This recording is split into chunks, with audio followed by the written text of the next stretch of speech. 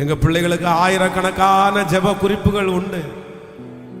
ஆன்லைன்ல இந்த ஜெபத்தை கேட்கிற பிள்ளைகளுக்கு எத்தனையோ ஜெப குறிப்பு உண்டு. நீங்க தேற்றிட்டே இருக்கிறீங்கப்பா, நீங்க வாக்குத்தத்தத்தை கொடுத்துட்டே இருக்கிறீங்கப்பா ராஜா.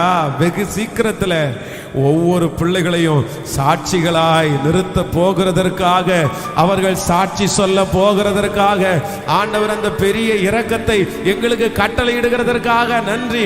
உம்மை தவிர வேற யாராலும் முடியாது. நன்றி அப்பா, நன்றி.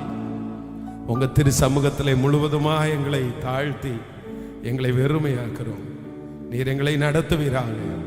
இயேசுவின் மூலம் ஜெபம் எடுக்கிறோம் நல்ல பிதாவே, ஆமென். எல்லாரும் அப்படியே உட்காருவோம். Praise the lord. ஹல்லேலூயா.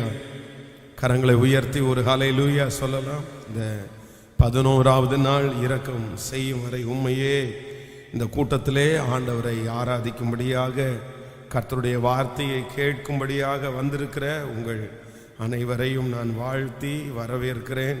நம்முடைய ஆண்டவர் மிகவும் நல்லவர். நிச்சயமாகவே இந்த 21 நாள் முடியும் போது பெரிய காரியங்களை ஆண்டவர் நமக்காய் கண்டிப்பாய் கர்த்தர் செய்வாராக. நம்ம பலவீன பாண்டம் என்று ஆண்டவர் அறிந்திருக்கிறார். ஆமென். சில நேரங்களிலே நம்ம ஆவிக்குரிய வாழ்க்கையில பலவீனப்படுவது நல்லது. காரணம் என்னவென்றால், நம்மை நாமே அது உயர்த்தாதபடிக்கு நம்முடைய பலவீனங்கள் நம்மை அதிகமாய் தாழ்மைப்படுத்துகிறது. அல்லேலூயா. சில நேரங்களிலே நான் ஏன் இவ்வளவு பலவீனமா இருக்கிறேன், நான் ஏன் இவ்வளவு வந்து தவறெல்லாம் செய்கிறேன், நான் பரிசுத்தமா வாழ முடியாதா, நான் நீதி செய்ய முடியாதா, நான் எனக்குள்ளே இருக்கிற அடிமைத்தனம் அப்படி பண்ணுதா அப்படின்னெல்லாம் நிறைய கேள்விகள் நமக்குள்ளே எழும்பும். ஆனால் நான் நம்புகிறேன், நம்முடைய பலவீனங்கள் நம்மை மனிதர்கள் என்கிறதை எப்பொழுதும் மறக்க பண்ணாமல் இருக்கிறது. சில நேரத்தில் நம்ம எதுலையுமே பலவீனம் ஆகாம எல்லாத்துலேயும் ஜெயமா அப்படி இருந்துட்டோம் அப்படின்னா நம்ம மனுஷங்க அப்படின்றத நம்ம மறந்துடுவோம். நம்ம நிறைய நேரத்தில் பரிசுத்தவான்கள் அப்படின்னு சொல்ல ஆரம்பிச்சிடுவோம்.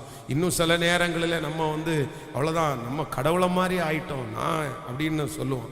அதனால் நம்முடைய பலவீனங்கள் தான் நம்மை நிறைய நம்மை தாழ்த்துவதற்கு நம்முடைய பலவீனங்கள் தான் மிகவும் பிரயோஜனமாக இருக்குது. நமக்குள்ளே ஏன் பெருமை வரல? கர்த்தர் சில ஆசீர்வாதங்களை கொடுக்கும்போது உலகத்தில் இருக்கிற பல மனிதர்கள் பெருமை கொள்ளுவார்கள். ஆனால் ஒரு ஆண்டவருடைய பிள்ளைகளுக்கு ஏன் பலவீனம், ஏன் பெருமை வரலைன்னா, அவர்களுடைய பலவீனங்கள் அவர்களை தாழ்மை உள்ளவர்களாகவே காண்பிக்கிறது. அப்போ உங்களுடைய வாழ்க்கையிலே சில பலவீனங்கள், சில இழப்புகள், சில உயர்வுகள் தடைபடுவதற்கு தடையா இருப்பது கெட்டதல்ல, அது நன்மைக்காகவே இருக்கிறது. நான் நம்புகிறேன், ஆண்டவர் நம்மை தாழ்மைப்படுத்துவதற்காக அதை நம்மை வைத்திருக்கிறார். ஆமென் சொல்லுங்கள். ஒவ்வொரு நாளும் நம்ம இந்த செய்திக்கு போகிறதற்கு முன்பாக ஒரு தற்பரிசோதனை போல ஒன்றை நம்ம பரிசோதித்துக் கொள்கிறோம். அப்போ இன்றைக்கு நான் கர்த்தருடைய சமூகத்திலே நான் யோசித்த போது ஆண்டவர் எனக்கு மனிதர்கள் பேசுகிற வார்த்தையை குறித்த ஒரு கவனத்தை ஆண்டவர் என்னுடைய இருதயத்திலே கர்த்தர் வைத்தார். ஒரு மனுஷனுக்கு ரொம்ப அதிகமாய் என்ன தெரியணும் அப்படின்னா, அவன் பேசுவதற்கு கற்றுக்கொள்ளுகிறவனா இருக்கணும். அப்படி எல்லாரிடத்துலையும் அப்படிதான். அப்போ ஆண்டவர் கூட சில நேரத்தில் நம்ம எப்படி பேசுகிறோம் அப்படின்ற அந்த பேசுகிற விதத்தை ஆண்டவர் நம்மிடத்தில் எதிர்பார்க்கிறார். தாவீதனுடைய பேச்சுக்கும் சவுலுடைய பேச்சுக்கும் வித்தியாசம் இருந்தது. தாவீது பேசும்போது, ஐயோ கொடிய இடுக்கண்ணில் அகப்பட்டிருக்கிறேன், அவன் தவறு செய்யும் போது அவனுடைய பேச்சு அப்படிதான் இருக்குது. இப்பொழுது கர்த்தருடைய கரத்திலே விழுவேனாக, அவருடைய இரக்கங்கள் மகா பெரியது அப்படின்னு அவன் சொல்றான். ஆனா சவுலை குறித்து வேதம் சொல்லும் போது அவன் என்ன சொல்றான் அப்படின்னா, பரவாயில்ல, இந்த ஒரு டைம் மட்டும் என்ன மன்னிச்சிருங்க, நான் என்ன பண்ண முடியும், ஜனங்கள் எல்லாம் என்னை விட்டு சிதறி போறாங்க. அப்போ ஒன்று நினைத்துக் கொள்ளுங்கள், இவர்களுடைய 2 பேருடைய பேச்சும் தான் ஆண்டவர் நேசிக்கிறதற்கும் நிறைய நேரத்தில் வெறுக்கிறதற்கும் காரணமாயிடுச்சு. சாலோமோனை ஆண்டவர் நம்பினதற்கு காரணம் என்னன்னா, அவனுடைய பேச்சிலே, அவனுடைய ஜெபத்திலே இருந்த அந்த வார்த்தைகள் தான். அப்ப ஆண்டவர் வார்த்தைக்கு ரொம்ப முக்கியத்துவம் கொடுக்கிறாரு. உங்க வாயிலிருந்து புறப்படுகிற வார்த்தையை ஆண்டவர் தெளிவா கேட்கிறாரு. சிலருக்கு எல்லா கேரக்டரும் இருக்கும் பாருங்களேன். அவங்க கெட்டவங்களெல்லாம் இருக்க மாட்டாங்க, அவங்க ரொம்ப நல்லவங்களா இருப்பாங்க. ஆனால் அவங்க பேசுகிறத பார்த்தா நமக்கு ரொம்ப நிறைய பேருக்கு கோபம் வரும். அப்படின்னா அவங்க கெட்டவங்க அப்படின்னு தோணும், அவங்களுக்கு எதையுமே செய்யக்கூடாது அப்படின்னு தோணும். அப்போது நம்ம எல்லாரும் ஜெபிக்கணும், ஆண்டவரே எனக்கு பேசுறதற்கு எனக்கு கற்றுக் கொடும் ஆண்டவரேன்னு கர்த்தரிடத்தில் கேட்கணும். ஆமேன் சொல்லுங்கள். எத்தனை பேர் ஆமோதிக்கிறீர்கள்? நான் நிறைய பேரை பார்த்துருக்கிறேன். எத்தனையோ சொல்லி காண்பிக்கிறதுக்காக இல்லை, நிறைய ஊழியத்தை வெளியில் நிறைய ஊழியங்களை எல்லாம் நாங்கள் தாங்கி இருக்கிறோம். ஊழியங்களை எல்லாம் தாங்கக்கூடிய கிருபைகளை ஆண்டவர் நிறைய டைம் தந்திருக்கிறாரு. அப்போது சிலருடைய பேச்சு பார்த்தீங்க அப்படின்னா ரொம்ப ரூடாக இருக்கும் பாருங்களேன். அப்படின்னா இந்த மாதிரி நான் வரேன், எனக்கு இப்படி கொஞ்சம் பணம் தரணுமே, நாங்கள் இந்த மாதிரி பண்ணிகிட்டு இருக்கிறோம், நீங்கள் கொஞ்சம் கொடுக்கணும், கொடுத்து உதவணும், நாங்கள் வர்றோம், கொஞ்சம் தந்துருங்க. அப்போ பேச்சு, அந்த பேச்சை பார்த்தீங்க. சிலர் என்ன பண்ணுவாங்க அப்படின்னா, இந்த மாதிரி ஒரு ப்ராஜெக்ட் பண்ணிட்டு இருக்கிறோம், நீங்கள் கொஞ்சம் ஜெபம் பண்ணிக்கிங்க, ஒருவேளை ஆண்டவர் ஏதாவது உங்கள் மனசில் ஏவனார் அப்படின்னா நீங்கள் ஏதாவது ஒன்று நீங்கள் செய்யலாம், அது எங்களுக்கு சந்தோஷமாக இருக்கும். அப்போது கவனிங்கள், இந்த ரெண்டு பேச்சுக்குமே நிறைய வித்தியாசம் இருக்குது. பொதுவாக யாருடைய பேச்சை நம்ம ரொம்ப எடுத்துக்கணும்னு நினைக்கிறீங்க? யாருடைய பேச்சுக்கு நம்ம என்ன சொல்லணும் தெரியுமா? அதான் கேட்குறதே உதவி, ஆனால் பேச்சை பாரு. நம்ம ஒரு இடத்துல போய் ஒரு டம்ளர் தண்ணி கேட்குறோன்னு வைங்களேன், ஐயா உங்களுக்கு கஷ்டம்தான், பட் எனக்கு கொஞ்சம் குடிக்கிறதுக்கு தண்ணி கொடுத்தீங்கன்னா நல்லா இருக்கும் அப்படின்னு கேட்குறது எப்படி இருக்கு? வீட்டில் போயிட்டு ஏங்க ஒரு குடம் தண்ணி கொடுங்க, வேலை செஞ்சுட்டு இருக்காங்க, கொஞ்சம் தண்ணி குடிக்க வேண்டியது இருக்கு அப்படின்னு கேட்குறது என்ன இருக்குது? எப்படி இருக்கும் நமக்கு? அந்த ஒரு டம்ளர் தண்ணி கேட்கும் போதே அவங்க கேட்டால் நம்ம என்ன பண்ணுவோம் தெரியுமா? பிரதர், நீ நைட்டு வரைக்கும் வேலை செஞ்சுட்டு இருப்பீங்க, நீங்கள் என்ன தண்ணி குடிப்பீங்க, இதான் ஒரு குடத்தை எடுத்துகிட்டு போங்கன்னு சொல்லுவோம். ஆனால் அந்த ஒரு குடத்தை ரூல்ஸாக பேசுகிறாங்க பாருங்களேன். ஏங்க எங்கள் வீட்டிலே தண்ணி இல்லைங்க, நாங்கள் வாங்கி வச்சுருக்கிறோம், கேன் தண்ணி தான் குடிக்கிறோம், அப்படியெல்லாம் கொடுக்க முடியாதுங்க. அப்போ மெதுவான பிரதி உத்தரம் ராஜாவினுடைய கோபத்தை தனிய பண்ணுமாமா. பக்கத்தில் இருக்கிற கையை பிடிச்சு சொல்லுங்க, மெதுவான பிரதி உத்தரம் ராஜாவினுடைய கோபத்தை தனிய பண்ணும். அப்போ எல்லாருமே என்ன இல்லைன்னா, கணவனிடத்துல மனைவி பேசுகிறதுக்கு, மனைவியினிடத்துல கணவன் பேசுவதற்கு, எல்லாத்திற்குமே சொந்தக்காரங்களிடத்துல பேசுவதற்கு நம்முடைய பேச்சை கண்டிப்பா நம்ம சரி பண்ணிக்கணும். சில நேரத்தில் உங்களுடைய நேச்சர் அதுவா இருக்கும். உடனே நீங்க நம்ம நிறைய பேர் என்ன சொல்ல தெரியுமா, என் நேச்சரே அதான், நான் ப்ளீஸ் பண்ணியெல்லாம் எனக்கு என்ன பண்ண தெரியாது. கேட்கல, எனக்கெல்லாம் அப்படிலாம் பேசலாம் தெரியாது. நான்லாம் வெட்டு ஒன்று துண்டு ரெண்டு தான் பேசுவேன். இந்த மாதிரி ஐஸ் வச்செல்லாம் எனக்கு பேச தெரியாது. நான் சொல்கிறேன், உங்களுக்கு பேச தெரியாது தான், ஆனால் நீங்கள் அப்படி பேசுறது தவறு, நீங்கள் மாற்றிக்கிங்கன்னு சொல்கிறேன். நான் மாற்றிக்க, நீங்கள் ஓகே, நீங்கள் வளர்ந்த வளர்ப்பு அப்படியா இருக்கலாம், உங்களுடைய பேச்சு அப்படியா இருக்கலாம், ஆனால் அந்த பேச்சு பேசி தானே நீங்கள் நிறைய இழந்தீங்க. அந்த பேச்சு பேசி தானே நீங்க எல்லாரிடத்துலயுமே கெட்டவங்க என்கிற பேரை வாங்குறீங்க. நீங்க பொதுவாக நல்லவர்கள். இன்னொன்று சொல்லுகிறேன் கவனிங்க, இந்த ரொம்ப நைஸா பேசுறாங்க தெரியுமா, அவங்க தான் ரொம்ப டேஞ்சர். ஹலோ, புரியுதுல? சிலர் ரொம்ப நைஸா பேசிடுவாங்க, ஐயோ அப்படியே நம்ம நிறைய பேர் உருகிடுவோம். ஆனா அவங்கள நம்பவே முடியாது. பாத்தீங்கன்னா ஐயோ அது நமக்கு தெரியாத பாய்சன், அது நல்ல பாம்பா கெட்ட பாம்பான்னு கண்டுபிடிக்கவே முடியாது. ஆனா சிலர் என்ன பண்ணிடுவாங்க அப்படின்னா, எடுத்தோடனே ஓப்பனா பேசுறாங்க பாருங்களேன், அப்படி வெட்டு. அவங்க கண்டிப்பா யாரா தான் இருப்பாங்கன்னா, ஒரு 90% நல்லவங்களா தான் இருப்பாங்க. அவங்க அப்படி மறைச்சு பேசலாம் தெரியாது, எனக்கு இதான் சார், இதான் சார், இதான் சார். ஆனா இது ரெண்டு பேர்ல யாரு ஜெயிப்பாங்கன்னு நினைக்கிறீங்க? யார் நல்ல பேர் வாங்குவாங்கன்னு நினைக்கிறீங்க? கேட்கல, அதுக்கு ஒரு பாலிஸ்டா பேசுறாங்க பாருங்க, அவங்கள எல்லாருக்கும் என்ன பண்ணும், பிடிக்கும். சார் உங்க கணவனார மாதிரி யாருமே இல்லை சார், அந்த பெண்ணு தான் சரியில்லை, அந்த மனைவி தான் சரியில்லை. அப்புறம் சில இடத்துல ஐயோ மனைவி தங்கங்க, அந்த ஆள் சரியான முசுடுங்க அப்படி. ஆனா உண்மையிலே யார் தான் தங்கமா இருப்பா? உண்மையிலே பழக போனா அவர் தான் தங்கமா இருப்பார், அவரு தான் நியாயமே இருக்கும். இவங்களுக்கு நியாயமே இருக்காது, அவங்க தான் நியாயமா இருப்பாங்க, இவங்க நியாயமே இருக்காது. ஆனா அவர்களுடைய பேச்சு ஒரு சில நிமிஷத்திலேயே அவங்கள கெட்டவங்களா மற்றவங்களுக்கு முன்னாடி காமிச்சிருது. அப்போ நம்ம ரொம்ப கண்டிப்பாக நீங்கள் ஜெபிக்கணும், ஆண்டவரே எனக்கு பேசுறதற்கு கற்றுக் கொடுன்னு ஜெபம் பண்ணணும். நம்ம அதான் எரேமியா ஆண்டவர் ஊழியத்திற்காக அழைக்கும் போது அவன் சொல்ற வார்த்தையே என்னன்னா, எனக்கு என்ன தெரியாது, பேச தெரியாது. ஆண்டவர் மோசையை ஊழியத்திற்காக கூட்டிட்டு வரும்போது அவனும் முதல்ல சொல்றது என்னதான், எனக்கு பேச தெரியாது. ஆனா நம்ம நிறைய பேர் என்ன தெரியுமா, என்ன மாதிரி யாரு பேசுவா அப்படின்னு நினைத்திருப்போம். நான் கன்னியாகுமரி மாவட்டமா இருக்கிறதுனால இந்த கன்னியாகுமரி மாவட்டத்தில் பார்த்தீங்க அப்படின்னு சொன்னால் இந்த மரியாதை வந்து பார்த்தீங்கன்னா எங்கள் ஊருக்கு அது மரியாதையாக இருக்கும், ஆனால் வெளியே அது மரியாதையாக இருக்காது. அந்த பேச்சு வந்து மரியாதையாக இருக்காது, என்னமோ வந்து ரொம்ப மரியாதை குறைவாக பேசுகிற மாதிரி இருக்கும். அப்போ வந்து ஊழியத்தினுடைய ஆரம்பம் நான் சொல்கிறது இது கிட்டத்தட்ட ஒரு 15 வருஷத்துக்கு முன்னாடின்னு வைங்களேன். அப்போது 15 வருஷத்துக்கு முன்னாடி வந்து பார்த்திங்கன்னா அந்த அந்த ஊரினுடைய அந்த பாஷை வந்து நிறைய இருக்கும். ஆனால் கோயம்புத்தூர் வந்து மரியாதையினுடைய உச்சகட்டம். என்ன அப்படின்னா எவனையாவது ஒருத்தனை அடிக்கணும்னா கூட நம்ம என்ன சொல்றோம், அடிச்சு போட்டுருவோம்பா, அடிச்சு போட்டுருவோனுங்க. நம்ம வந்து கோவத்துல தான் சொல்றோம், நம்ம அடிச்சிரோண்டா ஒன்னு அப்படின்னு சொல்றோம். ஆனா கோயம்புத்தூர் ஆட்கள் அடிச்சு போட்டுருவனுங்க, அதுலயும் மரியாதை கொடுக்காம பேசவே மாட்டாங்க. அப்போ கோயம்புத்தூர் வந்து ரொம்ப மரியாதை, யார்கிட்ட அந்த இங்க இல்லாம வந்து பேச மாட்டாங்க, அந்த அதை முழுங்கி தான் பேசுவாங்க. அதுதான் மரியாதை, ஒரு உண்மையிலே ரொம்ப நல்ல தமிழ், நல்ல மரியாதை. அப்போ வந்து ஃபஸ்ட்டு அந்த ஊழியத்துக்காக வரும்போது 2வது சர்ச்சு கட்டிட்டு இருக்கிறோம், அந்த சர்ச்சு வேலை நடந்துட்டு இருக்குது. அப்போ ஒரு பாஸ்டர் என்ன பார்க்கறதுக்காக வர்றாரு. வந்த உடனே என்ன பாஸ்டர், ஒரு 4 நாளையில் டெடிகேஷன் இருக்குது, வேலை இவ்வளோ முடியவே இல்லை, நீங்கள் எப்போ முடிக்க போறீங்க, டெடிகேஷன் இருக்கா இல்லையா அப்படின்னு கேட்குறாரு. கேட்ட உடனே நான் என்ன சொல்லிட்டேன் அப்படின்னா, இதை பாருங்க அவர் தான் ஒருத்தர் வேலை செஞ்சுட்டு இருந்தார், அவர் தான் ஜவு மாதிரி இழுத்துட்டே இருக்காருங்கன்ட்டேன். அவ்வளோதான், அவருக்கு பயங்கரமான கோவம் வந்துருச்சு. அவருன்னு சொன்னது கோவம் வந்துச்சு, இவருன்னு அவங்கன்னு சொல்லியிருக்கணும் போல. உடனே மேலே ஒரு 15 அடிக்கு மேலே உட்காந்துட்டு இருந்தார் வெல்டிங் பண்ணிட்டு, அப்படியே மிஷினை தூக்கி தொப்புன்னு கீழே போட்டார். படார்னு வந்து மிஷின் கீழே விழுது. இறங்கிட்டார், இறங்கி சட்டையை போட்டு விறுவிறுன்னு நடக்கிறார். அப்போ பக்கத்தில் ஒரு அம்மா சொல்லுது, ஏங்க என்னாச்சு, என்ன பிரச்சனை, பாஸ்ட் இப்போ என்னதான் சொல்லிவிட்டாரு, மரியாதை இல்லாம பேசுறாரு. நான் மரியாதை இல்லாம பேசுற இடத்துல நான் எப்படி வேலை செய்ய முடியும், போயிட்டாருங்க. இன்னும் எனக்கா இன்னும் ஒரு 4 நாளையில் டெடிகேஷன் இருக்குது, வேலை முடியல, எல்லாத்தையும் தூக்கிட்டு மிஷின் வேற உடஞ்சி போச்சு. நான் அப்படியே நிற்கிறேன், என்ன சொல்றதுன்னே எனக்கு தெரியல. அப்புறம் போய் உட்கார்ந்து அழுது எதுக்கு ஜெபம் பண்ணேன்னா, எனக்கு பேச கற்றுக் கொடுங்க ஆண்டவரேன்னு ஜெபம் பண்ணேன்.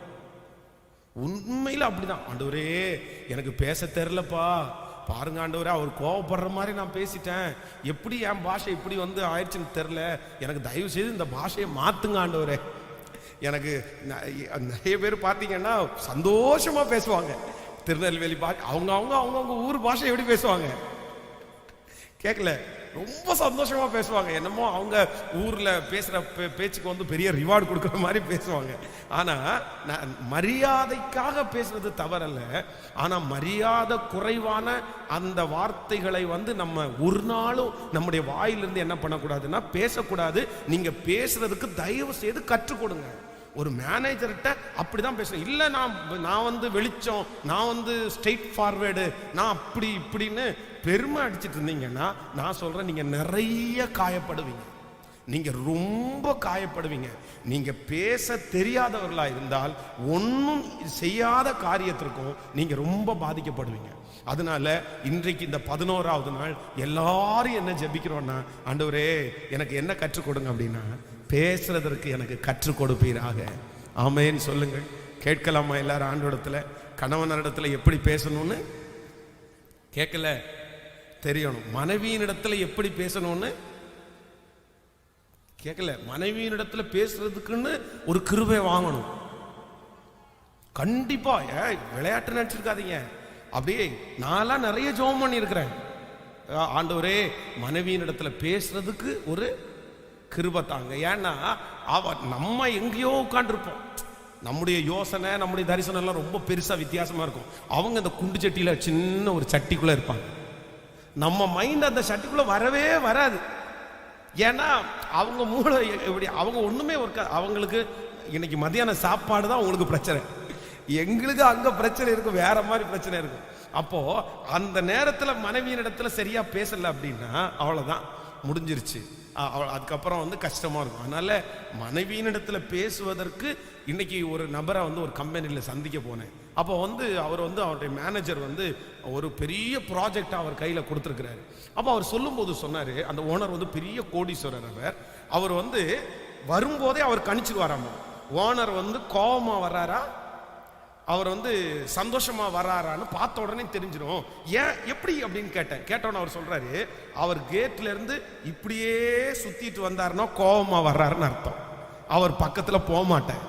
அவர் கேட்ல இருந்து இப்படியே சுத்திட்டு வந்தாருன்னா அவர் நல்லா இருக்காருன்னு அர்த்தம். எனக்கு ஒண்ணுமே புரியல. என்னடா அங்க சுத்துறதுக்கும் இங்க சுத்துறதுக்கும் என்ன வித்தியாசம்னா, கேட்ல இருந்து இந்த பக்கம் வந்தா வெறும் காடா இருக்கு, மரம், அங்க ஆள் நடமாட்டமே இல்லடா. அந்த இடத்துல போனாருன்னா அவர் என்னவா இருக்காராமோ, கோபமா இருக்காராமோ. நல்லா இருக்கிறாருன்னா ஆளெல்லாம் வேலை செய்யிருக்கிற இடத்துக்கு வருவாராமோ, அவங்கள்ட்ட 2 வார்த்தை பேசலாம்னா. இங்க உள்ள வந்தாட்டாருன்னா கண்டிப்பா அவர் நல்ல மூடோட தான் வர்றாரு. அப்ப எது ராஜாட்ட சொன்னாலும் அவ்வளவுதான், அழகா ஒர்க் அவுட் ஆகும் அப்படின்றாரு. சே, ஒரு வேலை செய்யறது எப்படி அழகா கண்டுபிடிச்சு வச்சிருக்கிறாரு பாத்தீங்கன்னா. அவருக்கு பார்த்தா இன்னைக்கும் நல்ல வருமானத்துல நல்ல மேனேஜர், ரொம்ப நல்லா வர வச்சிருக்கிறாரு. அப்போ நீங்க இதை வேதத்துல கூட கற்றுக்கொள்ள முடியும். நீங்க எஸ்தரை குறித்து வேதத்துல வாசிக்கும் போது அவள் வந்து அவங்கள்ட்ட பேசும்போது வைராக்கியமா பேசுறா. என்ன பேசுறாங்க? தன்னுடைய தகப்பனிடத்துல பேசும்போது என்ன சொல்றாங்க? நான் இன்றைக்கு கட்டளையை மீறி ராஜாவினிடத்தில் பிரவேசிப்பேன், நான் செத்தாலும்.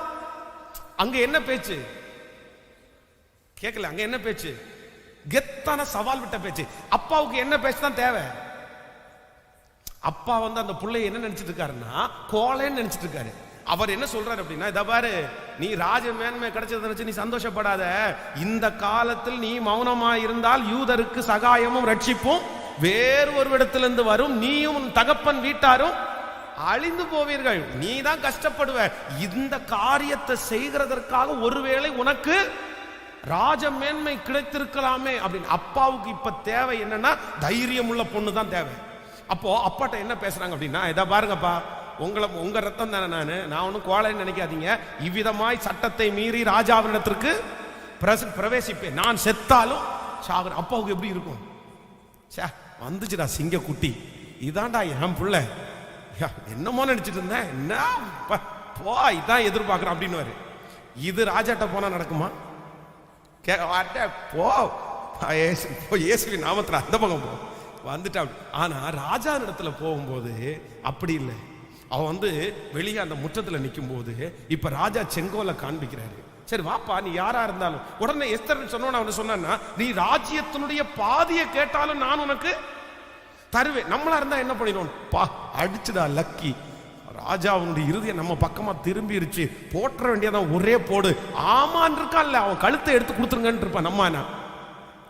நம்ம போட்டு டப்புன்னு உடைச்சிருவோம். நமக்கு வாய்ப்பு கிடைச்சிருச்சு, அவ்வளவுதான், நம்ம பேசிடுவோம். ஆனா அவங்க என்ன பண்றாங்கன்னா, இல்ல நான் ஒரு விருந்து பண்றேன், அதுக்காக உங்களை கூப்பிடுறதுக்கு தான், நான் பழி வாங்குறதுக்கு கூப்பிட வரல, விருந்துக்கு கூப்பிடுறேன். என்ன ஞானமான பேச்சு பாருங்க. உடனே ராஜா சொல்றாரு, என்னம்மா நான் உனக்கு தரலான்னு நினைச்சா நீ எனக்கு தரணும்னு நினைக்கிற?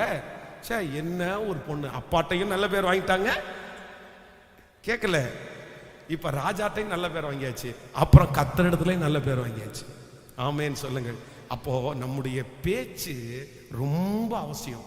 நீங்கள் வேலை ஸ்தலத்திலே ரொம்ப நாள் நல்லா வேலை செய்யணுமா, உங்களுடைய ஓனருக்கு பிடிச்ச ஒரு வேலைக்காரங்களா இருக்கணுமா, நான் நம்புறேன் உங்க பேச்சை மட்டும் நீங்க மாத்திருங்க, அந்த இடத்துல எல்லாருக்கும் முன்னாடியும் நீங்க நிறைய நாள் நல்ல ஊழியம் செய்வீங்க.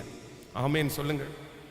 எங்க அப்பா அம்மா வந்து என்னையும் எங்க அக்காவையும் அடிச்சது ரொம்ப கொஞ்சம். ஆனா எங்க அண்ணனை எங்க அக்காவெல்லாம் அடிச்சது ரொம்ப அதிகம். என்ன அப்படின்னா, வாழைக்கு தண்ணி எடுக்க போகணும்னு சொல்லுவாரு. சொன்ன உடனே எங்கிட்ட வந்து, இதை வர்றா, நீ அங்க போய் இந்த வாழைக்கு தண்ணி எடுன்னு சொல்லுவாரு. எடுத்த அடுத்த நிமிஷத்துல நான் என்ன சொல்லுவேன் தெரியுமா? சரிங்கப்பா, எப்பப்பா போகணும்? சரிங்கப்பா, போயிடுறேன்ப்பா, ரெடிப்பா, குடம் கொடுத்துருங்கப்பா அப்படின்ட்டு. எங்க அண்ணன் என்ன பண்ணுவான் தெரியுமா? என்ன இப்படி, நான்லாம் போக மாட்டேன், ஏன்னா இப்ப செய்ய முடியாது, என்ன பண்ணுவீங்க அப்படின்னு எடுத்து போயிடும். எங்க அப்பா அவனை அவ்வளவுதான் அடிப்பாரு, கெட்ட வார்த்தை பேசுவாரு, திட்டுவாரு. என்ன பார்த்த உடனே நீ மக்களை போடா அப்படின்னு. ஆனா நான் என்ன பண்ணுவேன் தெரியுமா? அவருக்கு கண்ணு முன்னாடி குடத்தை கையில எடுத்துருவேன். ஆனா அந்த லாஸ்ட் வரைக்கும் போக மாட்டேன். அப்படியே போனாலும் ஒரு குடம் தண்ணி எடுத்து 10 வாழைக்கு ஊத்துவேன். பொதுவா வந்து ஒரு குடம் தண்ணி வந்து 2 வாழைக்கு தான் ஊத்தணும். நான் என்ன தெரியுமா, 10 வாழைக்கு ஊத்திடுவேன். அது வந்து மேல வந்து இந்த தேங்காய் நார் போட்டிருப்பாங்கல்ல, லைட்டை தெளிச்சு விட்டா போதும், தண்ணி ஊத்துன மாதிரியே தெரியும். அவ்வளவுதான். ஒரு குடம் எடுத்துட்டு போய் 10 வாழைக்கு லைனா ஊத்திடுவேன். ஊத்தி 15 நிமிஷத்துல வேலை முடிஞ்சு. எங்கள் அப்பா வருவார். இவன் என்ன பண்ணுவான் தெரியுமா, எங்கள் அப்பாவை திட்டிட்டு அவனுக்கு மனசே கேட்காது. சரி என்னதான் இருந்தாலும் வேணாலும் எதிர்த்து பேசிட்டோமே பண்ணிட்டோமேன்னு சொல்லிட்டு குடம் எடுத்துகிட்டு வருவான். வந்தபோது எனக்கு இருக்கிற 200 வாழையை நான் தண்ணி ஊற்றி முடிச்சுப்பேன் 15 நிமிஷத்தில். வந்தோடனே கேட்பான், ஏன்னா முடிச்சுட்டே அதுக்குள்ளே முடிச்சுட்டேன். அவன் பார்த்தீங்கன்னா ஒரு குடம் தண்ணி எடுத்து 2 வாழைக்கு ஊற்றி நைட்டு வரைக்கும் ஊற்றுவான். நான் வந்து முன்னாடியே வீட்டுக்கு வந்துடுவேன். என்னட்ட எங்கள் அப்பா கேட்பாரு, என்ன மக்களே முடிச்சியா அப்படின்னு கேட்பாரு. முடிச்சிட்டேன் அப்படின்னா உடனே சாப்பாடு கிடச்சிடும் எனக்கு. இவன் முடிச்சுட்டு வருவான் பாருங்களேன், எல்லா வேலையும் முடிச்சுட்டு வருவான். என்ன எங்கள் அப்பா கேட்கும் போது உடனே கேட்பாரு, என்ன முடிச்சியா ஊத்தியாச்சா அப்படின்னு. ஆமாம் அப்படின்னு. சரி தின்னுட்டு போய் படு. அப்போ உண்மையிலே சொல்ல போனா யாரு தான் நல்லா வச்சு போற்றப்பட வேண்டியவன் அவன் தான். ஆனா யாருக்கு தான் இப்ப நல்ல பேரு? இது எங்க கிடைச்சிச்சு? அதுக்காக அப்படி பண்றீங்கன்னு சொல்லாதீங்க, அப்படி செஞ்சிடாதீங்க.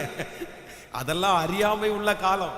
சரி ஓகே, அது தெரியாத காலத்தில் அப்படி பண்ணியாச்சு நம்ம. ஆனா உள்ளதை உள்ளதென்றும் இல்லாததை. ஆனா நம்முடைய பேச்சு வந்து ரொம்ப அவசியமானது, ரொம்ப அவசியமானது. மெதுவான பிரதி உத்தரம் நீங்க மாத்துங்க. உங்க வாழ்க்கை ரொம்ப வெற்றியா இருக்கான்னு பாருங்க. உங்க குடும்ப விசேஷமாய் இந்த ஃபேமிலிக்குள்ள பிரச்சனை வருது பாருங்க. இவங்க எல்லாருமே எதை மாத்துங்கன்னா உங்க பேச்சை மாத்துங்க. உங்க குடும்பத்தில் இருக்கிற 90% பிரச்சனை கண்டிப்பா சரியாகும். இல்லைன்னா நீங்க எழுதி வச்சுக்கோங்க, நீங்க செக் பண்ணி பாருங்க. ஒரு வாரம் உங்களுடைய பேச்சை நீங்க மாத்துங்க. அமைதியா, மெதுவா, அன்பா, கோவப்படாம ஓகே புரிஞ்சுக்கிட்டு பேசுங்க. உங்க குடும்பத்தில் சந்தோஷம் வருதா இல்லையான்னு பாருங்க. ஆமேன்னு சொல்லுங்கள். ஜெபிக்கலாமா எல்லாருமே? நீ இன்னும் சொல்லிட்டு இருக்க மாட்டீங்களே, எனக்கு அப்படித்தான் பேச தெரியும் அப்படின்னு சொல்ல மாட்டீங்கல்ல? சொல்ல மாட்டீங்க தானே? அப்படி நான் ஸ்ட்ரெயிட் ஃபார்வேர்டு அப்படின்லாம் சொல்ல மாட்டீங்கல்ல? ஆமாம், நான் அப்படிதான் அப்படின்லாம் சொல்லக்கூடாது. அது வேற பெருமை வேற, எங்கள் அப்பா மாதிரி நான் பேசுவேன், எங்கள் அம்மா மாதிரி பேசுவேன் அப்படின்னு. அப்படியெல்லாம் இருக்கக்கூடாது. நம்ம யாரு மாதிரியும் இல்லை. என் தேவன் எனக்கு தகப்பனா இருக்கிறார். அப்படியே கையை உயர்த்தி எல்லாரும் கேட்கலாம், ஆண்டவரே எனக்கு பேசுவதற்கு கற்றுத்தாரு, பேசுவதற்கு கற்றுத்தாரு. சொல்லுங்க எல்லாரும், இருதயத்தின் ஆழத்திலிருந்து சொல்லுங்க, ஆண்டவரே எனக்கு பேசுவதற்கு கற்றுத்தாரு. சொல்லுங்க இருதயத்தின் ஆழத்திலிருந்து, எனக்கு பேசுவதற்கு கற்றுத்தாரும் ஆண்டவரே, எனக்கு சொல்லித்தாரும் ஆண்டவரே. அப்பா உண்மையிலே நான் பேசுறதுல நிறைய தவற ஆண்டவரே. ஆண்டவரே எனக்கு அந்த பேச்சு, என்னுடைய பேச்சினால தான் நான் இழந்தேன். என் பேச்சினால தான் நான் அந்த இடத்துல இருக்க முடியல ஆண்டவரே. பேச்சினால தான் என் ஆசீர்வாதம் குறைவாச்சு. எனக்கு தெரியும் ஆண்டவரே, அந்த இடத்துல கொஞ்சம் நல்லா பேசி இருக்கலாம், தாழ்ந்து பேசி இருக்கலாம். ஆண்டவரே இப்பொழுது ஊழியக்காரனோட சேர்ந்து நான் ஜெபிக்கிறேன். தகப்பனே அப்பா என்னுடைய பேச்சை கர்த்தர் சரி செய்வீராக ராஜா. அப்படிப்பட்ட ஒரு தாழ்மையான ஒரு நல்ல பேச்சை கர்த்தர் எனக்கு தரப்போகிறதற்காக ஸ்தோத்திரம். எல்லாருடைய இருதயத்தையும் கவருகிறதை போல ஆண்டவரே, ஆண்டவரே ஸ்தோத்திரம். உம்முடைய இருதயத்தை கவருகிறது போல ஸ்தோத்திரம். எனக்கு முன்பாக மேலே இருக்கிற அதிகாரிகளுடைய இருதயத்தை கவருகிறது போல அப்படிப்பட்ட ஒரு பேச்சை கர்த்தர் எனக்கு தருகிறதற்காக ஸ்தோத்திரம் ஆண்டவரே, ஸ்தோத்திரம் ஆண்டவரே. ஆமென் சொல்லுங்க பார்க்கலாம். பக்கத்தில் இருக்கிற கையை பிடிச்சி சொல்லுங்க, உங்க பேச்சு மாறிடுச்சுன்னா உங்களுக்கு நிறைய ஆசீர்வாதம் உங்களை தேடி வரும். உங்களுக்கு ஒரு சாரிக்கு 2 சாரி வரும், ஒரு ஃபோனுக்கு 2 ஃபோனு வரும். ஆமென். எதில் தான் இருக்குது? பேச்சை மாத்திட்டீங்கன்னா. இந்த நீங்கள் வந்து சாமுவேலை பெற்றெடுத்த தாயார் அன்னாள் வந்து தேவனுடைய சமூகத்தில் போறாங்க பாருங்க. போன உடனே அவங்க வாயை திறந்து ஜெபம் பண்ணல, அவனுடைய உதடுகள் மட்டும் அசைஞ்சிட்டே இருக்குது. அப்போ அவங்க வெகு நேரமாக தன்னுடைய இருதயத்தை அப்படியே கொட்டிட்டு இருக்காங்க கர்த்தர் சமூகத்தில். யார் பார்க்குறா? ஏலி. அவர் ரொம்ப கிழவனானார், அவருக்கு என்ன தெரியல, கண்ணு மங்களா தெரியுது. ஆனா இவர் என்ன நினைச்சிட்டாரு அப்படின்னா, அவ வாயே பார்த்துட்டு இருந்தா அந்த வாய் மட்டும் என்ன பண்ணிது, அப்படியே என்னமோ குறை சொல்ற மாதிரி மினு பேசிட்டே இருக்குது. உடனே இவர் முடிவு பண்ணிட்டாரு. என்ன பண்ணிட்டாருன்னா, அங்க எல்லாம் பெரிய ஃபங்க்ஷன் நடக்குது. பொதுவாக ஃபங்க்ஷன் நடக்கும்போது திராட்சை ரசம் நிறைய பேர் குடிப்பாங்க. அப்ப இந்த அம்மாவும் என்ன குடிச்சிருக்குது, திராட்சத்தை குடிச்சிட்டு போதையில வந்து உட்கார்ந்து மினு பேசிட்டு இருக்குன்னு. எப்படி இருக்கும்? உண்மையா கத்தி கதறி அழுது ஜோம் பண்றவங்கள பார்த்து, ஏமா நீ தண்ணி அடிச்சிருக்கியான்னு கேட்டா எப்படி இருக்கும் நமக்கு? சொல்லுங்களேன். கொடுமையா இருக்காது? அவ்வளோ வேதனையா இருக்கும். நல்ல ஒரு பையன், அவங்க அப்பா வந்து வாய் இந்த இடத்துல கருப்பா இருக்கிறத பார்த்து, ஏன்டா சிகரெட் அடிக்கான்னு கேட்டாரு. அவனுக்கு அந்த பழக்கமே இல்லை. வந்துச்சு பாருங்க அவனுக்கு கோபம். என்ன பார்த்து அப்போ உடனே பெரிய கோவம் வந்து, நீங்கெல்லாம் ஒரு பாஸ்டராயா, நீங்கெல்லாம் ஒரு ஊழியக்காரங்களையா, நான் இவ்வளோ கெஞ்சி கதறி அழுதுட்டு உட்காந்துருக்கிறேன், என்னை பார்த்து தண்ணி அடிக்கிறீங்களான்னு கேட்குறேன். ஒரு மனசாட்சி இருக்காயான்னு கேட்டிருப்போம். ஆனால் அதுவும் தண்ணி அடிச்சிருக்காருன்னு கூட கேட்கல. எவ்வளோ நேரம் வெறிச்சிட்டு இருப்பேன், இன்னும் எத்தனை நாளைக்கு தான் குடிப்பேன், உன் குடிய ஒன்றை விட்டு விலக்கு, பேசிட்டே இருக்கிறேன் அவர். ஆனால் இந்த அம்மாவுடைய மெதுவான பிரதி உத்தரத்தை பாருங்க. அப்படி அல்ல, அப்படி அல்ல என் ஆண்டவனே. இவ்வளோ பெரிய விஷயம் இல்லை. ஏற்கனவே உள்ளம் நம்ம ரொம்ப எப்போ பேசுவோம்னா, நம்முடைய மனசு காயப்பட்டிருக்கும் போது யாராவது ஒருத்தர் நம்மளை வருத்தப்பட்டுட்டாங்கன்னா நம்ம வாயில பயங்கரமா பேசிடுவோம். இவங்க இருதயத்துக்குள்ள அவ்வளோ காயம் இருக்குது. ஊழியக்காரர் அப்படி பேசுறாரு. அப்படியெல்லாம் என் ஆண்டவனே, நான் மதுவெல்லாம் என்ன பண்ணலைன்னா, நான் மன கிளேசம் உள்ள ஸ்திரீ, நான் அதெல்லாம் குடிக்கலைங்கய்யா. என் இருதயத்தை என்ன பண்றதுக்கு வந்தேன்னா, இங்க ஊற்றுறதுக்காக வந்தேன். உடனே அடுத்த வாயிலிருந்து அவருக்கே இப்ப ஷேம் ஆயிடுச்சு. சே, ஒரு நல்ல பிள்ளைய நம்ம இப்படி தப்பா சொல்லிட்டோமே அப்படின்னு சொல்லி உடனே சொல்றாரு, சமாதானத்தோட போ, இஸ்ரவேலின் தேவனாகிய கர்த்தரிடத்தில் நீ வேண்டி கொண்டபடியே அவர் உனக்கு செஞ்சிருவார். வெளியே போகும்போதே இந்த வார்த்தையை கேட்ட உடனே ஒரு சமாதானம் வருது பாருங்க. ஒரு வருஷத்துக்குள்ளேயே கர்த்தர் நினைச்சு அவங்களுக்கு ஒரு சாமுவேல் தீர்க்கதரிசியை கர்த்தர் தர்றார். ஆமென் சொல்லுங்க. மற்றவங்களை நம்மளை காயப்படுத்தலாம் சிஸ்டர், பிரதர், மற்றவங்க நம்மளை காயப்படுத்தலாம் பிரதர். ஆனால் முடிஞ்ச வரைக்கும் நம்ம மனுஷங்களா இருக்கிறதுனால அப்படி பண்ண முடியுமான்னு தெரியல. ரொம்ப எப்பாவது ஒரு டைம் அந்த மாதிரி வரலாம். ஆனால் முடிஞ்ச வரைக்கும் உங்கள் வாயினுடைய வார்த்தை யாரையுமே என்ன பண்ணிடக்கூடாதுன்னா காயப்படுத்தவே கூடாது. ஆமென் சொல்லுங்க. என் பேச்சு எப்படி இருக்கணும்னா, ராஜா அவனுடைய கோபத்தை ஆற பண்ணுகிறதா இருக்கும். எங்கே போனாலும் அப்படிதான், எங்கே போனாலும் அப்படிதான். அராஜகத்தில் பேசி எதையுமே நீங்கள் அனுபவிக்க முடியாது. கோபத்தில் பேசி எதையுமே நீங்கள் பெற்றுக்கொள்ள முடியாது. ஆனால் மெதுவான பிரதி உத்தரம் எங்கே போனாலும் உங்களுக்கு ஒரு பெரிய மதிப்பை உண்டு பண்ணும். நீங்கள் மெதுவாக பேசுறதுனால ஒருவேளை உங்களை கோழையாக நினைக்கலாம், மெதுவாக பேசுறதுனால உங்களுக்கு ஒன்றும் இல்லைன்னு நினைக்கலாம். ஆனால் நான் நம்புகிறேன், ஒரு நாள் ஆண்டவர் அவங்களுக்கு முன்னாடி நீங்கள் யாருன்னு காமிக்கும் போது அவங்க அப்படியே பயந்துருவாங்க நம்மளை பார்த்து. அல்லேலூயா. இன்னைக்கு முழுக்க ஜெபம் பண்ணுங்க. இயேசுவே, என்னுடைய வாயில எனக்கு என்ன தாருங்கன்னா சுத்தமான பேச்சை தாங்க ஆண்டவரே. என் பேச்சில் நான் எப்படி இருக்கணும்னா ரொம்ப கவனமாக இருக்கணும் ஆண்டவரே, ரொம்ப அழகாக பேசணும் ஆண்டவரே. என் பேச்சு யாரையும் காயப்படுத்தவும் கூடாது. எனக்கு வருகிற ஆசீர்வாதத்தை என் பேச்சினால நான் தடுக்கவும் கூடவே கூடாது. ஆமென் சொல்லுங்கள் பார்க்கலாம். ஜெபிப்பீர்களா? நம்முடைய பேச்சில் கர்த்தர் பெரிய மகிமையை வைத்திருக்கிறார். ஆகாரை குறித்து வேதம் சொல்லுது, ஆபிரகாமுடைய மனைவி சாராய் ஃபர்ஸ்ட் ஆகார் ரொம்ப நல்ல பொண்ணா, நல்லா பேசி நல்லா அடக்கமா இருக்கிறதுனால தன்னுடைய கணவனாரை கல்யாணம் பண்ணி கொடுத்துட்டாங்க. இப்போ அவளுக்கு குழந்தை பிறக்குது. அவ அப்படி அந்த ஆசீர்வாதம் வந்த உடனே வேதம் சொல்லுகிறது, தன்னுடைய நாச்சியாரை அவள் எப்படி எண்ணாலாமா? அற்பமா எண்ணாலாமா? ஆசீர்வாதம் வந்த உடனே பேச்சு மாறிச்சு பாருங்களேன். உயர்வு வந்த உடனே பேச்சு மாறிச்சு பாருங்களேன். சிலருக்கு அப்படிதான். அந்த உயர்வு வந்துச்சுன்னா பேச்சு மாறிடும், பதவி வந்துருச்சுன்னா பேச்சு மாறிடும், வருமானம் வந்துருச்சுன்னா பேச்சு மாறிடும். ரொம்ப டேஞ்சர், ரொம்ப டேஞ்சர். ஸ்பெஷலா ஒவ்வொரு வாலிப தங்கச்சிகளுக்கும் அம்மா அப்பாவுக்கும் சொல்றேன். நிறைய குடும்பங்களை நான் பார்த்துருக்கிறேன். இந்த கணவனாரை எப்ப பழி வாங்குவாங்க தெரியுமா? ஒரு குழந்தை பிறந்த உடனே பழி வாங்குவாங்க பாருங்களேன். நிறைய இடத்துல இப்படி பார்த்துருக்கேன். அந்த குழந்தை பிறந்த உடனே ஸ்ட்ரெயிட்டா வீட்டுக்கு போவாங்க தெரியுமா? அந்த ஒரு 7 months பிள்ளைங்க வீட்டுக்கு போயிடுவாங்க. அங்க போய் குழந்தை பிறந்து, அந்த குழந்தை பிறந்ததுக்கு அப்புறம் கணவனார் வீட்டுக்கு கூப்பிடுவாரு. வாமா, இதான் 2 months ஆச்சு இல்ல, போலாமான்னு கேட்டா வரமாட்டேன், நான் வரமாட்டேன்.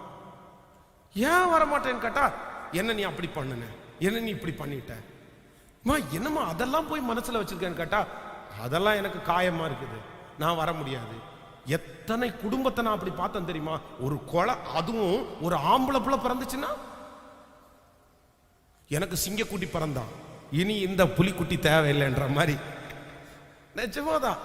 ஐயோ, நீங்க சிரிக்கிறீங்க, நிஜமா இதெல்லாம் வாழ்க்கையில பார்த்துக்கிறேன். எனக்கு சிங்கக்குட்டி பிறந்துட்டான், அவன் வளர்ந்து என்னை பார்த்துக்குவான், என்ன நல்லா வச்சுக்குவான், எனக்கு சம்பளம் போட்டான், நீ அமைதியா இருங்க. என் பையனை சொல்லி உங்களை அடிக்கப்பா செல்லுவேன், என் பையனை வச்சு உங்களை அடிச்சிருவேன். அப்படின்னு மிரட்டுறது. வீட்டிலே உட்கார்ந்து அதற்கு நிறைய தகப்பனும் தாயும் நிறைய நேரத்தில் ஒத்து போறாங்க.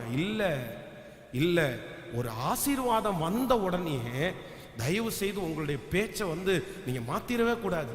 இந்த ஆகார் அப்படிதான் பேச்ச மாத்திட்டாங்க பாருங்களேன். ஆனா தூதன் வழியில சந்திச்சு என்ன சொல்றாருன்னா, உன் நாச்சியாரிடத்தில் போய் நீ அடங்கிரு. உன் நாச்சியாரிடத்தில். இவங்க என்ன நினைச்சாங்கன்னா, வழியில தூதன் சந்திச்சு, மகளே உன்னுடைய சிறுமியை நான் பார்த்து விட்டேன், நீ படுகிற அங்கலாய்ப்பை பார்த்து விட்டேன், அவளை ஒரே அடியாக அடிச்சு நான் கொன்று விடுகிறேன் அப்படின்னு தூதன் சொல்லுவாருன்னு இந்த அம்மா நினைச்சிருக்கும். ஆனா தூதன் சொல்றாரு, போய் ஒழுங்கா என்ன பண்ணிரு, கைக்குள்ள அடங்கிருமா போய் அப்படின்னு அனுப்பி விடுறாரு. அப்போ ஆண்டவருக்கு அது என்ன செய்யாதுன்னா பிடிக்காது. நமக்கு ஒரு ஆசீர்வாதம் வந்த உடனே நம்முடைய பேச்சு மாறிடுச்சுன்னா கர்த்தருக்கு அது பிரியமே இருக்காது. எப்பவுமே நம்ம எப்படி இருக்கணும்னா நல்ல பேசிட்டு அந்த பெருமை என்கிற ஒன்று நம்முடைய பேச்சில் என்ன பண்ணிடக்கூடாதுன்னா வந்துடவே கூடாது. ஆமேன்னு சொல்லுங்க. பக்கத்தில் இருக்கிற கையை பிடிச்சி சொல்லுங்க, உங்க பேச்சு உங்களுக்கு எவ்வளவு கர்த்தர் உங்களை உயர்த்தினாலும் சொல்லுங்க, எவ்வளோ ஆண்டவர் உங்களை ஆசீர்வதிச்சாலும் ஒரு நாளும் உங்க வாயிலிருந்து வார்த்தை மாறவே கூடாது. சொல்லுங்க, வார்த்தை மாறவே கூடாது. எப்பவும் போலதான் நீங்க பேசணும். ஆமேன்னு சொல்லுங்க. ஹலோ அப்படின்னா அந்த ஹலோ தான். பணம் வந்தோன்னா ஹலோ அப்படின்ற ஆயிடக்கூடாது. ஆகவே நிறைய பேரோட அந்த டோன் சேஞ்ச் ஆகிடும் பாருங்க. மதிப்பு வந்தோன்னே சொல்லுங்க அப்படிங்களா, இல்லைங்க, சரிங்க, கேட்டா அஃபிஷியலா பேசுறாங்களாமா. எப்படியாமா, நான் அங்கே போய் சேர்ல உட்காந்து அப்படி தாங்க பேசுவேன் அப்படின்னு. அப்பா சாமி, இவங்களெல்லாம் எந்த ஆற்றுல கொண்டு போய் தள்ளுறதுன்னு எனக்கு தெரியல. அப்படி இல்லை, அவர் நம்மகிட்ட அப்படியே பேசிட்டே இருப்பாங்க நல்ல இதுவா. அப்போ நல்லா தான் பேசுவாங்க. அவங்களுக்கு ஏதோ ஒரு பதவி கிடைச்ச உடனே பார்த்துட்டு அப்படியே சரிங்க, என்னமோ தெரியாத மூணாவது மனுஷன மாதிரி அப்புறம் ஆமாங்க, சரிங்க, ஓகேங்க, சரிங்க, ஓகேங்க, வைக்கிறேங்க. ஏன்டா நல்லா தானே இருந்த, திடீர்னு என்னடா ஆச்சு உனக்கு, தெரியாத மாதிரியே பேசுற. இல்லை நான் ஆஃபீஸில் இருக்கிறேன், அஃபிஷியலாக தான் பேசணும். ஆஃபீஸில் கொண்டு போய் குப்பையில் போட, நீ மனுஷன் தானேயா, மனுஷன் தானே, என்ன பேசின என்ன 2 வார்த்தை, பிரதர் நான் ஆஃபீஸில் இருக்கிறேன் அப்புறம் பேசுகிறேன் அப்படின்னு சொன்ன என்னையா, அதுக்குன்னு பெரிய அப்படியெல்லாம் ஆண்டவருடைய பிள்ளை இருக்கக்கூடாது. என்ன அவமேனே காணும், அவமேன்னு சொல்லுங்க. எப்போ நீங்கள் எப்படி தான் இருக்கணும் அப்படின்னா, அதான் நானாகவே இருக்கின்றேனே அப்படின்னு தான் இருக்கணும். ஆமென். ஆண்டவர் உங்களை ஆசீர்வதிப்பார். அதற்காக ஜெபியுங்கள். வேதத்தை திறந்து இன்றைக்கு ஆண்டவர் நமக்கு கொடுக்கிற அந்த வாக்குத்தத்த வசனத்தை நம்ம எடுத்து வாசிக்க போகிறோம். எடுத்துக்கொள்ளலாம். லூக்கா எழுதின சுவிசேஷம் 18ஆம் அதிகாரத்தை எடுத்துக்கொள்ளலாமா? ஸ்தோத்திரம். லூக்கா எழுதின சுவிசேஷத்திலே 18ஆம் அதிகாரத்திலே 27வது வசனத்தை நம்ம எல்லாரும் வாசிக்க போகிறோம். அதற்கு அவர், மனுஷனால் கூடாதவைகள் தேவனால் கூடும் என்றார். இன்னொரு விஷயம் கூட வாசிக்கலாம். அதற்கு அவர், மனுஷரால் கூடாதவைகள் தேவனால் கூடும் என்றார். நீங்கள் அதற்கு முன்பாக வசனத்திலிருந்து வாசிக்கலாமா? ஸ்தோத்திரம். 21வது வசனத்தில் வாசிக்கலாம். அதற்கு அவன், இவைகளை எல்லாம் என் சிறு வயது முதல் கை கொண்டிருக்கிறேன் என்றான். இயேசு அதை கேட்டு, இன்னும் உன்னிடத்தில் ஒரு குறை உண்டு, உனக்கு உண்டானவைகளை எல்லாம் விற்று தரித்திரருக்கு கொடு, அப்பொழுது பரலோகத்துக்கு உனக்கு பொக்கிஷம் உண்டாயிருக்கும், பின்பு என்னை பின்பற்றி வா என்றான். அவன் அதிக ஐஸ்வர்யம் உள்ளவனாயிருந்தபடினால் இதை கேட்ட பொழுது மிகுந்த துக்கம் அடைந்தான். அவன் மிகுந்த துக்கம் அடைந்ததை இயேசு கண்டு, ஐஸ்வர்யவான்கள் தேவனுடைய ராஜ்யத்தில் பிரவேசிப்பது எவ்வளவு அரிதாயிருக்கிறது, ஐஸ்வர்யவான் தேவனுடைய ராஜ்யத்தில் பிரவேசிப்பதை பார்க்கிலும் ஒட்டகமானது ஊசியின் காதிலே நுழைவது எளிதாயிருக்கும் என்றான். அதை கேட்டவர்கள், அப்படியானால் யார் ரட்சிக்கப்படக்கூடும் என்றார்கள். அதற்கு அவர், மனுஷரால் கூடாதவைகள் தேவனால் கூடும் என்றார். ஆமென். கர்த்தருடைய பிள்ளைகளே, இந்த 11வது நாள் நான் கர்த்தருடைய சமூகத்திலே அவருடைய வார்த்தைக்காக நான் எதிர்பார்த்திருக்கும் போது ஆண்டவர் என்னுடைய இருதயத்திலே தந்த ஒரு வார்த்தை என்னன்னா, மனுஷனால் கூடாதவைகள் தேவனால் கூடும் என்று கர்த்தர் வாக்கு கொடுக்கிறார். இந்த சம்பவத்தை நம்ம வாசிக்கும் போது ஐஸ்வர்யவான ஒரு மனிதன் வருகிறான். அந்த மனிதனுக்கு ஆண்டவர் நிறைய வார்த்தைகளை பேசுகிறார். ஆனால் அந்த மனிதன் என்ன பண்றான் அப்படின்னு சொன்னா, நான் இதெல்லாம் சிறு வயதிலிருந்தே கத்துக்கிறேன்னு. அப்ப ஆண்டவர் சொல்றாரு, ஐஸ்வர்யவான்கள் தேவனுடைய ராஜ்யத்துல பிரவேசிப்பது எவ்வளவு கஷ்டமா இருக்குது அப்படின்னு ஆண்டவர் சொல்றாரு. அப்ப சுற்றி இருக்கிறவங்க எல்லாம் சொல்றாங்க, அப்படின்னா ஐஸ்வர்யவான்கள் யாருமே ரட்சிக்கப்பட முடியாதா அப்படி என்கிற கேள்விக்கு ஆண்டவர் என்ன சொல்றார் அப்படின்னா, மனிதனால் கூடாததுதான், ஆனால் தேவனால் எல்லாம் கூடும். ஆமென் சொல்லுங்கள். இந்த ஜெபத்திலே இந்த சத்தத்தை கேட்டுக் கொண்டிருக்கிற என் அன்பு ஆண்டவருடைய பிள்ளைகளே, உங்களுடைய வாழ்க்கையிலே ஒருவேளை நீங்கள் எதிர்பார்த்திருக்கிற அந்த காரியத்தை மனிதனால் செய்ய முடியாததா இருக்கலாம். இது மனுஷனால செய்ய முடியாதது, என் பிள்ளையால செய்ய முடியாது, என் மனைவியினால செய்ய முடியாது, என் சொந்தக்காரங்களால செய்ய முடியாது. நானும் எவ்வளோ முயற்சி எடுத்தேன், நானும் என்னென்னமோ பண்ணி பார்த்தேன், ஆனா அது முடியாது, இது மனுஷனுடைய கையினாலே ஆகாது என்று எந்த காரியத்தை நீங்கள் நினைத்திருக்கிறீர்களோ, நான் நம்புகிறேன் கர்த்தர் இன்றைக்கு வாக்கு கொடுக்கிறார். அது மனிதனாலே முடியாது, ஆனால் கர்த்தரால் முடியும். தேவனால் எல்லாம் கூடும் என்று கர்த்தர் திருவிழம் பற்றுகிறார். இந்த நாளிலே எந்த காரியம் மனிதனால் முடியாது என்று உங்களிடத்திலே கொடுத்து விட்டார்களோ, இந்த காரியத்தை செய்வதற்கு எனக்கு பவர் இல்லைன்னு அவங்க சொல்லலாம், இந்த காரியத்தை செய்கிறதற்கு எனக்கு அதிகாரம் இல்லைன்னு செய்யலாம், ஆனா உங்களுடைய இருதயம் அவங்கள தான் நம்பிட்டு இருக்கலாம். இவங்க நினைச்சா இது முடியும், இவங்க நினைச்சா இந்த காரியத்தை செஞ்சிருவாங்க அப்படின்னு உங்களுடைய இருதயம் 100% அந்த மனுஷனையே நம்பி இருந்து, இப்பொழுது அந்த மனுஷன் ஒருவேளை என்னால முடியாது, இது எந்த மனுஷனாலும் முடியாது, இனி இது எத்தனை மேனேஜர்கள் வந்தாலும் இது முடியாது, இது எத்தனை டாக்டர்கள் வந்தாலும் இது முடியாது, இது எத்தனை அரசியல் தலைவர்கள் வந்தாலும் முடியாது அப்படின்னு உங்களுக்கு ஒருவேளை கை விரிக்கப்பட்டிருக்கலாம். ஆனால் கர்த்தராகிய ஆண்டவர் இன்று வாக்கு கொடுக்கிறார், எந்தெந்த காரியம் மனிதர்கள் முடியாது என்று உங்க கையிலே திருப்பி கொடுத்தார்களோ, எந்தெந்த பத்திரத்தை உங்கள் கையிலே திரும்ப கொடுத்திருக்கிறார்களோ, எந்தெந்த பேப்பர்களை உங்கள் கையிலே திரும்ப கொடுத்திருக்கிறார்கள், என் தேவனாகிய கர்த்தர் வாக்கு கொடுக்கிறார், மனிதனால் கூடாதவைகள் என் தேவனால் கூடும். நம்புகிறவர்கள் நன்றாய் கரங்களை தட்டி ஹல்லேலூயா. எத்தனையோ மனிதர்கள் முயற்சி எடுத்து அது கூடாதவைகளாய் இருக்கலாம், ஆனால் என் தேவனாகிய கர்த்தர் வாக்கு கொடுக்கிறார், என்னாலே எல்லாம் கூடும். அவராலே செய்யக்கூடாத அதிசயமான காரியம் ஒன்றும் இல்லை. இப்பொழுது நீங்கள் விசுவாசித்து கொண்டிருக்கும் போதே அந்த மனிதனை விட பெரிய கர்த்தர், அந்த ராஜாவை விட பெரிய கர்த்தர், அந்த அரசியல் தலைவரை விட பெரிய தெய்வம், அந்த அதிகாரை விட பெரிய தெய்வம் இன்றைக்கு வாக்கு கொடுக்கிறார், நான் உனக்காக அந்த காரியத்தை செய்து முடிப்பேன். எத்தனை பேர் விசுவாசிக்கிறீர்கள்? கரங்களை தட்டி கர்த்தருடைய நாமத்தை மகிமைப்படுத்தலாம். மனிதனால் கூடாதவைகள் தேவனால் கூடும் என்று கர்த்தர் வாக்கு கொடுக்கிறார். ஆமென் சொல்லுங்கள்.